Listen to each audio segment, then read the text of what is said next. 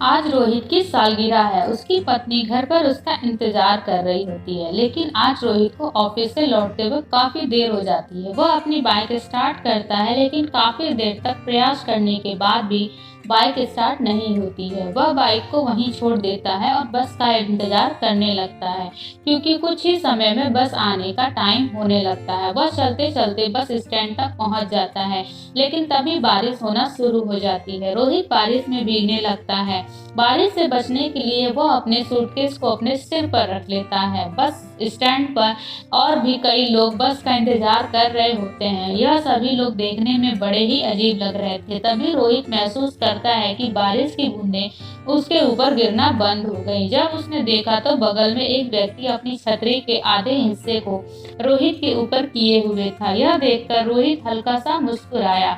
उस व्यक्ति की लंबाई रोहित के बराबर थी, हाथ में बहुत सारी अंगूठी और चेहरे पर चश्मा लगाए हुए था, जिससे रोहित उसका चेहरा ठीक से नहीं देख पा रहा था। उस आदमी ने कहा, यह बारिश का मौसम भी बड़ा अजीब है। कहीं तो बहुत ज्यादा बारिश हो जाती है और कहीं सूखा, कहीं लोगों को जीवन देती है तो कहीं मौत। उस आदमी की इस बात का रोहित के पास कोई जवाब नहीं था।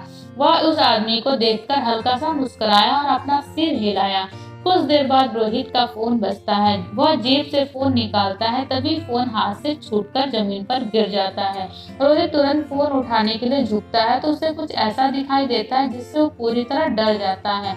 वह देखता है कि छतरे वाले आदमी के पैर नहीं हैं। वह जूतों पर बिना पैरों के खड़ा है। वह हिम्मत बांधकर खड़ा होता है और अनजान बनने का दिखावा करने लगता है। तभी वह देखता है कि बस स्टैंड पर बाकी के लोग नहीं हैं और वह ज्यादा डर जाता है। वह तुरंत अपनी पत्नी शालिनी को अपने साथ हो रही घटना का मैसेज के जरिए बता देता है और जल्दी जल्दी अपनी लोकेशन पर आने के लिए कहता है। लेकिन तभी छतरी वाला आदमी कहता है, शालिनी को यहाँ बुलाना अच्छा नहीं। यह सुनकर रोहित बहुत ज्यादा घबरा जाता है और वहाँ से भागने लगता है। वह तब तक भागता है जब तक कि उसे छतरी वाला आदमी दिखाई नहीं देता है। काफी दूर तक भागने के बाद रोहित हांफने लगता है। सांस भरने के लिए वह एक टेबल पर बैठ जाता है और अपनी तेज सांसों को शांत करने लगता है। लेकिन तभी वो महसूस करता है कि बारिश की बूंदें फिर से उसके ऊपर गिरना बंद हो गई हैं। वो अपनी नजर पीछे घुमाता है तो वही छतरी वाला आदमी उसके पास खड़ा होता है। यह देखकर रोहित फिर से वहां से भागना शुरू कर देता है और भागते भागते काफी दूर निकल जाता है। बिजली की तेज गड़गड़ाहट से वो देखता है कि सड़क के बीचों बीच वही आदमी खड़ा हुआ है जो ठीक रोहित के सामने है। इस बार उसका आधा शरीर गायब हो चुका है। यह बस सब देख रोहित की चीख निकल जाती है। इसी बीच रोहित को पीछे से बस के हॉर्न की आवाज सुनाई देती है। वह तेजी से पीछे मुड़ता है तो उस बस आती हुई दिखाई देती है।